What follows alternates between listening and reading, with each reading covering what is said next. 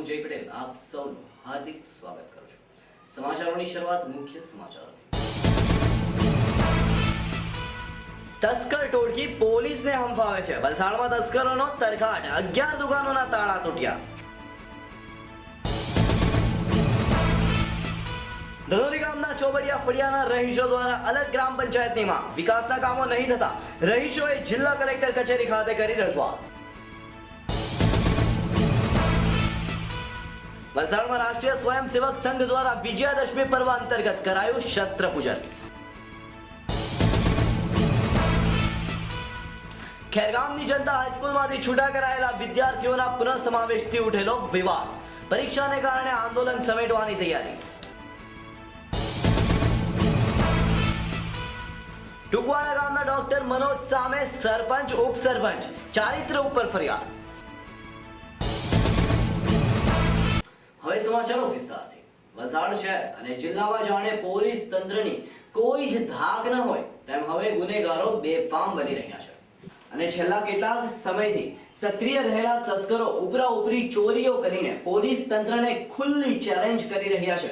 ત્યારે વધુ એક આશ્ચર્યજનક બનાવમાં શહેરના છેવાડાના અબ્રામા વિસ્તારમાં 10 અને એક જુજવા ગામમાં એમ એક જ રાતમાં કુલ 11 દુકાનોના તાળા તોડીને ચોરી કરીને તસ્કરોએ હાહાકાર મચાવી દીધો છે।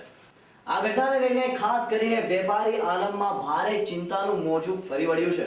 આ બનાવ અંગે ઉપરથી જાણવા મળતી માહિતી પ્રમાણે શહેરના છેવાડે આવેલ અબ્રામા વિસ્તારમાં મણિબાગ શાફી હોસ્પિટલ સામે આવેલ ધર્મેશભાઈ બળવંતસિંહ પરમારની માલિકીની અંબિકા ડેરી, અનિલભાઈની માલિકીની કૃષ્ણા લેડીઝ ટેલર્સ તેમજ પ્રકાશભાઈ ભંગારવાળાની માલિકીની ભંગારની દુકાન સહિત અબ્રામાના જ બ્રિજ પાર્ક એપાર્ટમેન્ટ પાસે આવેલ જાનકી સિરામિક, શ્યામ પીઓપી ટ્રેડર્સ તથા ભગવતી ગ્લાસ કંપની અને એક ખાલી પડેલી દુકાનમાં ગત રાત્રે તાળા તૂટ્યા હતા। જ્યારે ધારાનગર અબ્રામા સ્થિત શ્રી સાઈનાથ ડિજિટલ સ્ટુડિયો તેમજ રાધેકૃષ્ણ કમ્યુનિકેશન ઓમ ક્લિનિક અને જુજવા ગામ ખાતે આવેલ અશ્વિનભાઈ જયંતિલાલ પટેલની માલિકીની જલારામ કોર્પોરેશન નામની દુકાનના તાળા તૂટતા અને ચોરીના બનાવ બનતા ભારે ચકચાર મચી જવા પામી છે। જો કે તસ્કર ટોળકી સીસીટીવી કેમેરામાં કેદ થઈ જતા તસ્કરો ઝડપાઈ જવાની શક્યતાઓ વધી ગઈ છે। ત્યારે આસાન કામગીરી હાથ ધરી પોલીસ તસ્કરો સુધી પહોંચે છે કે કેમ તે તો સમય જ બતાવશે। જો કે આ ઉપરા-ઉપરી બનેલ ચોરીના બનાવોને કારણે ભારે ચકચાર મચી જવા પામી છે। એવું છે કરી દેવાય તો કામ કરી દે હાથમાં તો બે પેલા બે હાથમાં જાણે એક હાથમાં કામ કરી દેવાય પૈસા નહીં એ તો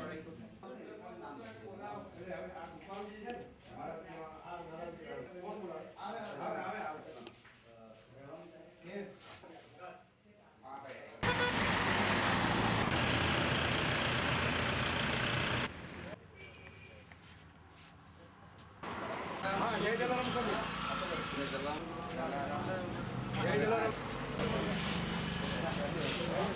अरे उठना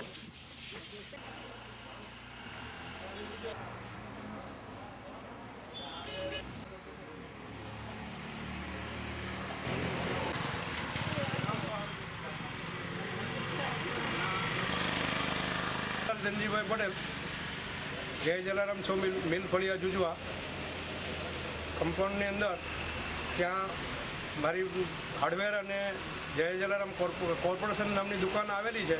एनी अंदर मोबाइल एयरसेल मोबाइल अने पेप्सीनी डिस्ट्रीब्यूटरशीप है। तो एमां 5 वागे चोरी थई है अने ए सीसी केमेरा लगाववाथी अंदर एना बधा फोटा अने केवी रीतना शुं करे छे ए बधुं आवी गयुं छे अने ए लगभग 1 થી 1.25 લાખ રૂપિયા રોકડા હતા ડ્રોવરની અંદર ટેબલમાં, તો એ લઈ ગયા છે। બીજી કોઈ વસ્તુ અમે જોઈ નથી હજુ, પણ લેપટોપ અને મોબાઈલ કે એ જે પડેલા હતા એ ઉપરથી દેખાય છે એમને એમ પડેલા છે। વલસાડ નજીક આવેલા ધનોરી ગામના ચોબડિયા ફળિયામાં રહીશોએ પોતાના વિસ્તારને અલગ ગ્રામ પંચાયતનો દરજ્જો આપવાની માંગ કરી છે। જિલ્લા કલેક્ટર કચેરી ખાતે કરાયેલ રજૂઆતમાં જણાવ્યું છે કે આમ તો આ વિસ્તાર ધનોરી ગ્રામ પંચાયતમાં સમાવેશ કરાયો છે, પરંતુ આ વિસ્તારની ભૌગોલિક સ્થિતિ એવી છે કે ધનોરી ગામને જોડતો એક પણ માર્ગ નથી, જેથી આ વિસ્તારના લોકોને 7 કિલોમીટરનો ચક્રાવો લઈને અટગામ અને તીઘરા ગામના માર્ગેથી જવું પડે છે। આ વિસ્તારમાં 1200 લોકોની વસ્તી છે, જે પૈકી 70% વસ્તી આદિવાસી નાગરિકોની છે।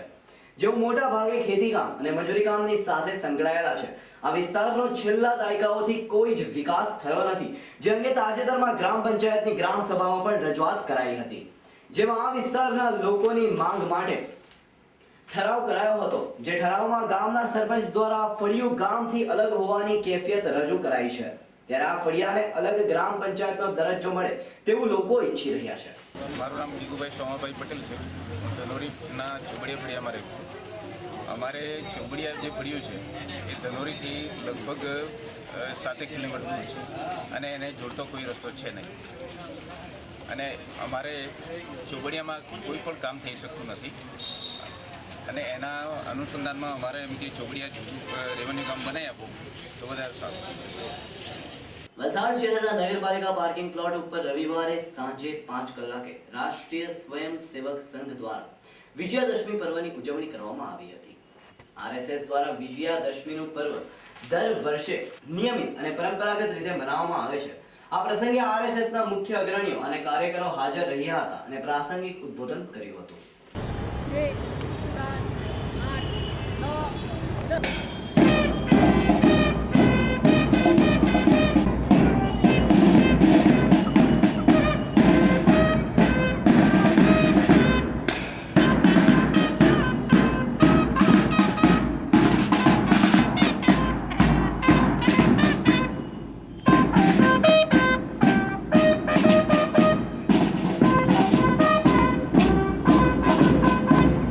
ખેરગામની જનતા હાઈસ્કૂલમાં વિદ્યાર્થીઓ વચ્ચે થયેલી મારામારી પ્રકરણમાં 2 વિદ્યાર્થીઓને શાળામાંથી એલસી આપી દેવાયા બાદ બંને વિદ્યાર્થીઓના ભવિષ્યને ધ્યાને લઈ આ વિદ્યાર્થીઓને શાળામાં પરત લેવાતા આ મુદ્દે વિરોધ ઉભો થવા પામ્યો છે અને વાતાવરણ ડહોળાતા શાળામાં હડતાલનો નિર્ણય લેવાયા બાદ હાલમાં પરીક્ષાને ધ્યાને લઈ આંદોલન હાલ પૂરતું મોકૂફ રહ્યું હતું.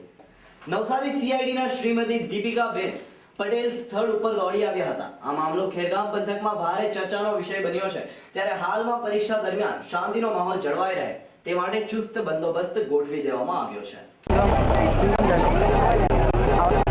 પારડી તાલુકાના ટુકવાડા ગામના બાવરી ફળિયા ખાતે આવેલ ઓસવાલ ચેરિટેબલ ટ્રસ્ટ જૈન મંદિરના કેમ્પસમાં ડોક્ટર મનોજ વણઝારા નામના ડોક્ટરના ક્લિનિકમાં આવતા દર્દીઓ પર છેડછાડના આક્ષેપ ગામના સરપંચ અને ઉપસરપંચે લેખિત ફરિયાદ કરવામાં આવી હતી, જેમાં પારડી પોલીસે આ બાબતે આજરોજ બંને પક્ષો પાસે નિવેદન લીધા હતા. સત્ય ન્યૂઝ પર સમાચારોની રફતાર ચાલતી રહેશે, તો જોતા રહો સત્ય ન્યૂઝ, આઝાદી સમાચારો.